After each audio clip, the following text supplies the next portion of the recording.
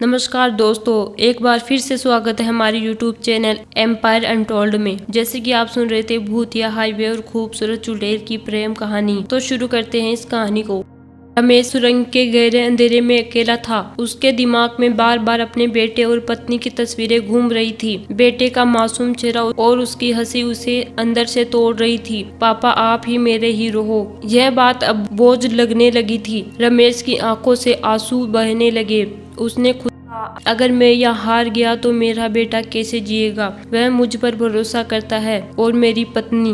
मैंने उसे वादा किया था कि मैं हर मुश्किल से लड़ूंगा। रमेश की आत्मा रो रही थी। उसने खुद को संभालते हुए आगे बढ़ने का फैसला किया। जैसे ही रमेश ने सुरंग में और गहराई में कदम बढ़ाया, दीवारों पर अजीब सी आकृतियां उभरने लगी। हर आकृति किसी आत्मा का चेहरा थी। वह चेहरे दर्द, गुस्से और चीखों से भरे हुए थे। सुरंग के अंदर एक अजीब सी आवाज गूंज रही थी, तूने हमें यहाँ फंसने दिया, तू हमारी मौत का कारण है। रमेश के चारों ओर अंधेरा और सघन होता गया। अचानक उसने महसूस किया कि कोई उसे खींच रहा है। रमेश ने जैसे ही पलटकर देखा, एक भयानक आकृति उसके चेहरे के करीब थी। उसका चेहरा अधमरा और आंखें जली हुई लग रही थी। रमेश ने चीखते हुए खुद को छुड़ाने की कोशिश की, लेकिन वह आकृति चिल्लाकर बोली, तुझे यहाँ से कोई नहीं बचा सकता। भागते भागते रमेश ने खुद को एक बड़े हॉल में पाया। हॉल के बीचों बीच एक बड़ा पत्थर का ढांचा था, जिसमें कई मासूम बच्चों और औरतों के नाम खुदे हुए थे। रमेश ने डरते डरते उन नामों को पढ़ना शुरू किया। जैसे जैसे वह नाम पढ़ता गया, उसके दिल की धड़कनें बढ़ गई। उन नामों में एक नाम ऐसा था जिसने उसे अंदर से तोड़ दिया। वह नाम उसकी अपनी बहन का था। रमेश फूट फूट कर रोने लगा।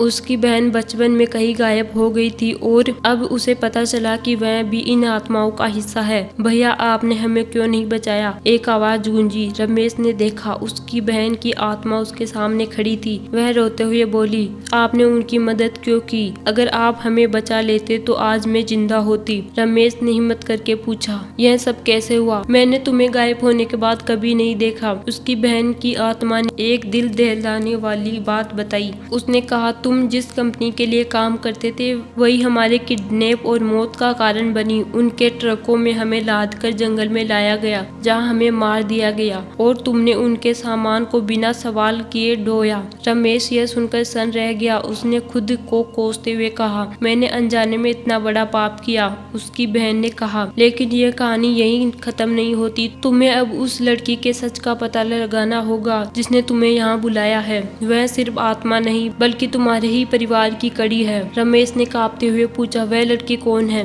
उसकी बहन ने कहा, वह तुम्हारे परिवार से जुड़ी है और उसकी मौत भी तुम्हारे कर्मों से जुड़ी है, लेकिन यह राज तुम्हें सुरंग के अंतिम हिस्से में मिलेगा। रमेश ने गहरी सांस ली और खुद से कहा, अगर मुझे अपने पापों का प्रायश्चित करना है तो मुझे इस राज का सामना करना होगा। सुरंग के अंत में एक अजीब सी रोशनी आ रही थी और रमेश ने उस तरफ कदम बढ़ाया। रमेश की आंखों में आंसू थे, लेकिन उसकी चाल में एक अजीब सी दृढ़ता थी। सुरंग के हर कदम पर उसने अपने परिवार की याद आ रही थी, बेटे का मासूम चेहरा और पत्नी की उम्मीद भरी निगाहें जैसे उसकी आत्मा को कुरेद रही थी। मैंने तुम्हें कभी तकलीफ नहीं पहुंचाई, उसने खुद से कहा, लेकिन एक गहरी सच्चाई का एहसास उसे अंदर से चीर रहा था। अगर वह समय पर यह सब नहीं समझ पाया तो उसका परिवार हमेशा के लिए उससे दूर हो सकता है। उसकी आंखों में अपराध बोध के आंसू थे, लेकिन उसके कदम में उस सुरंग के उस राज तक ले जा रहे थे जिससे उसकी जिंदगी को एक भूतिया अंधकार में धकेल दिया था। सुरंग के बीचों बीच रमेश ने देखा कि जमीन से खून रिसने लगा है। यह खून धीरे धीरे उसकी ओर बढ़ रहा था, जैसे उसे निगलना चाहता हो। रमेश ने खुद को पीछे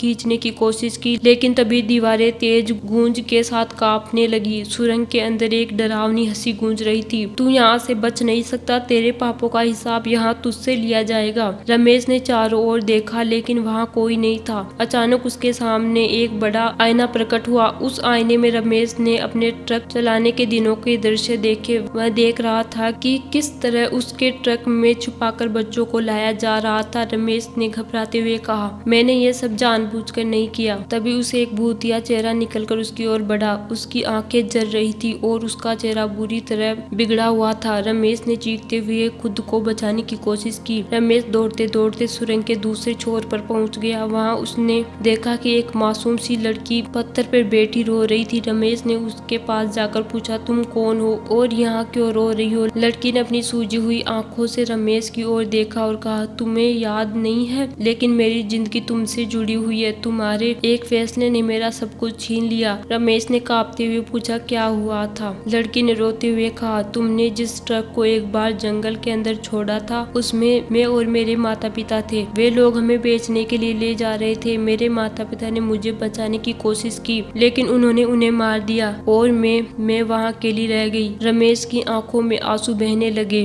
उसने अपने घुटनों पर बैठकर कहा, मुझे माफ कर दो, मैं यह सब अनजाने में किया। लड़की ने गहरी सांस ली और कहा, तुम्हें लगता है कि यह सब खत्म हो जाएगा? यह सिर्फ शुरुआत है। तुमने उन लोगों की मदद की जिन्होंने न केवल मेरी बल्कि कई मासूमों की जिंदगी छीन ली, और अब इस सुरंग के अंदर वह राज छिपा है जो तुम्हें तुम्हारी सच्चाई से और भी गहराई से जुड़ा हुआ है। रमेश ने पूछा, कौन सा राज? लड़की ने अपनी उंगली से सुरंग के सबसे गहरे हिस्से की ओर इशारा किया। जैसे ही रमेश उस दिशा में बढ़ा, उसने देखा कि एक बड़ा दरवाजा उसके सामने खुल रहा है। उस दरवाजे के अंदर एक अजीब सी रोशनी थी और उसे बीचों बीच एक खूबसूरत लड़की खड़ी थी। यह वही लड़की थी जिसे रमेश ने हाईवे पर देखा था, लेकिन इस बार उसके चेहरे पर एक भयानक गुस्सा और दर्द झलक रहा था। उसने रमेश से कहा, तुम मुझे पहचानते हो रमेश? मैं तुम्हारी जिंदगी का वह हिस्सा हूँ जिसमें तुमने कभी समझने की कोशिश नहीं की। मैं वही हूँ जिसने तुम्हारी बहन को मौत के मुंह से बचाने की कोशिश की थी, लेकिन तुमने मुझे नजरअंदाज कर दिया। रमेश को अपने पैरों तले जमीन खिसकती हुई महसूस हुई। लड़की ने रमेश की आंखों में झांकते हुए कहा,